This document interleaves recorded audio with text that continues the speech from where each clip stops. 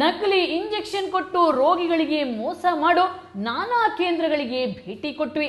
ಅಲ್ಲಿ ರಹಸ್ಯ ಕಾರ್ಯಾಚರಣೆ ಮಾಡಿದ್ವಿ. ಅಲ್ಲಿ ಸಿಕ್ಕ ಕೆಲ ಸಾಕ್ಷಿಗಳನ್ನ ಸಂಗ್ರಹಿಸಿ ತಜ್ಞರ ಜೊತೆ ಚರ್ಚಿಸಿದ್ವಿ. ಇನ್ನಷ್ಟು ಅಧ್ಯಯನ ನಡೆಸಿದ್ವಿ. ಆಗ ಬಯಲಾಯ್ತು ನೋಡಿ ಈ ಡೇಂಜರ್ ಇಂಜೆಕ್ಷನ್ ನ ಸೀಕ್ರೆಟ್. ಈ ಇಂಜೆಕ್ಷನ್ ರಹಸ್ಯ ಬಯಲು ಮಾಡಲೇಬೇಕು ಅಂತ ನಮ್ಮ ತಂಡ ಆಸ್ಪತ್ರೆಯ ಮೂಲೆ ಮೂಲೆ ಓಡಾಡಿತು. ಕೊನೆಗೆ ಒಂದು ರಹಸ್ಯ ಕೋಣೆಯ ಬಳಿ ತಲುಪಿತು. ಯಾವಾಗಲೂ ಆ ಕೋಣೆ ಬಾಗಿಲು ಮುಚ್ಚಿರುತ್ತೆ. ಅಲ್ಲಿನ ಸಿಬ್ಬಂದಿಗಷ್ಟೇ ಅದರೊಳಗೆ ಎಂಟ್ರಿ. ಆ ಕೋಣೆಯೊಳಗೆ ರಹಸ್ಯವಾಗಿ ಈ ಮ್ಯಾಜಿಕ್ ಮದ್ದು ತುಂಬಿ ಕಳುಹಿಸಲಾಗುತ್ತೆ.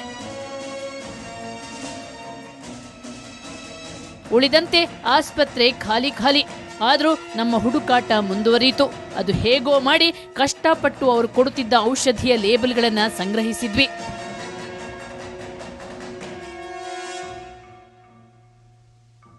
ನಮಗೆ ಬೇಕಾದ ಸಾಕ್ಷಿ ಸಂಗ್ರಹಿಸಿ ನಾವಲ್ಲಿಂದ ಕಾಲ್ಕಿತ್ತು ಇನ್ನೊಂದು ಪಾರ್ಶ್ವವಾಯು ಕೇಂದ್ರಕ್ಕೆ ಲಗ್ಗೆ ಇಟ್ಟೆವು. ಅದು ಕಾರವಾರದ ಗೋವಾ ರಸ್ತೆಯಲ್ಲಿರೋ ವಿಕ್ಟರ್ ಪಾರ್ಶ್ವವಾಯು ಕೇಂದ್ರ. ಇಲ್ಲಿ ಒಬ್ಬ ನಮ್ಮನ್ನ ಸ್ವಾಗತಿಸಿದ. ಆತ ಹಳಗದ ಸೈಂಟ್ ಮೇರಿಸ್ ಆಸ್ಪತ್ರೆಯಲ್ಲಿ 3 ವರ್ಷ ಕಂಪೌಂಡರ್ ಆಗಿ ಕೆಲಸ ಮಾಡಿ ಈಗ ತನ್ನದೇ ಪಾರ್ಶ್ವವಾಯು ಕೇಂದ್ರ ಸ್ಥಾಪಿಸಿದ್ದಾನಂತೆ. ಕಾರವಾರ ಸಿಟಿಯಲ್ಲಿ ಈತನದ್ದು ಇನ್ನೊಂದು ಬ್ರಾಂಚ್ ಇದೆಯಂತೆ. ಹೀಗೆ ಎಲ್ಲೆಂದರಲ್ಲಿ ತಲೆ ಎತ್ತಿರೋ ಈ ಪಾರ್ಶ್ವವಾಯು ಕೇಂದ್ರಗಳು ರೋಗಿಗಳನ್ನ ಎಗ್ಗಿಲ್ಲದೆ ಲೂಟಿ ಹೊಡೆಯುತ್ತಿವೆ.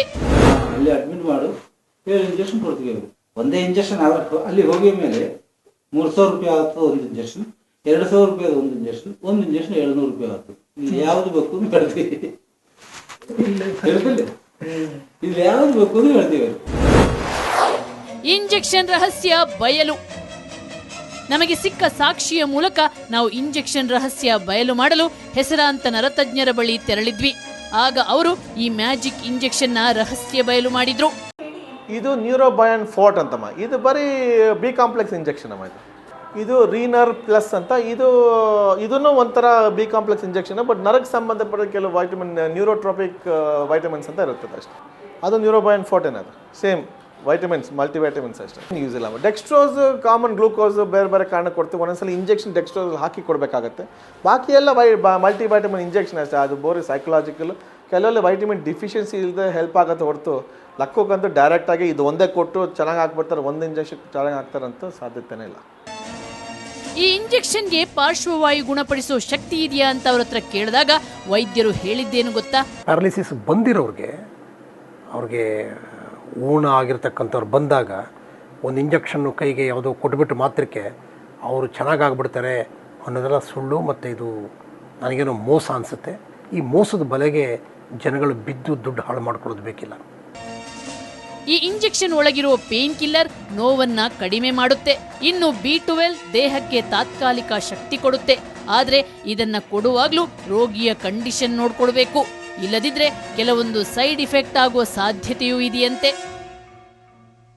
ನೀತಿ ನಿಯಮಗಳ ಉಲ್ಲಂಘನೆ.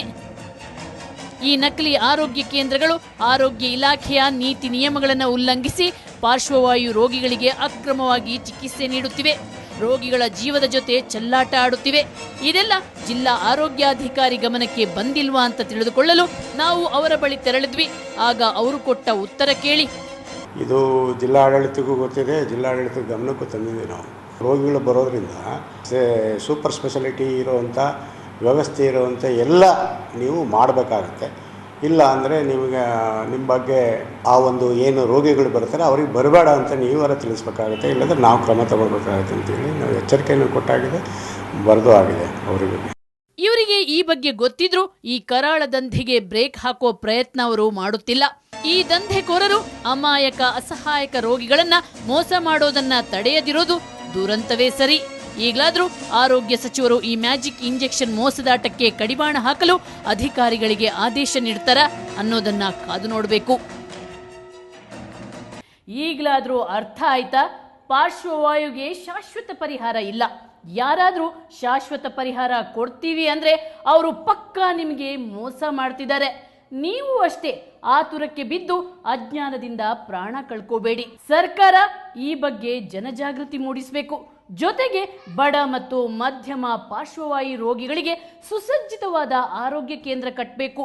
ಜೊತೆಗೆ ಈ ರೀತಿ ಮೋಸ ಮಾಡುವಂಥ ಆರೋಗ್ಯ ಕೇಂದ್ರಗಳಿಗೆ ಮುಲಾಜಿಲ್ಲದೆ ಬೀಗ ಜಡಿಯಬೇಕು.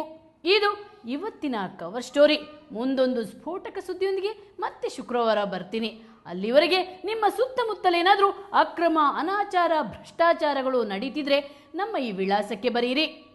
ನೇರ, ದಿಟ್ಟ, ನಿರಂತರ ಸುದ್ದಿಗಾಗಿ ನೋಡ್ತಾರೆ ಸುವರ್ಣ ನ್ಯೂಸ್ 24/7.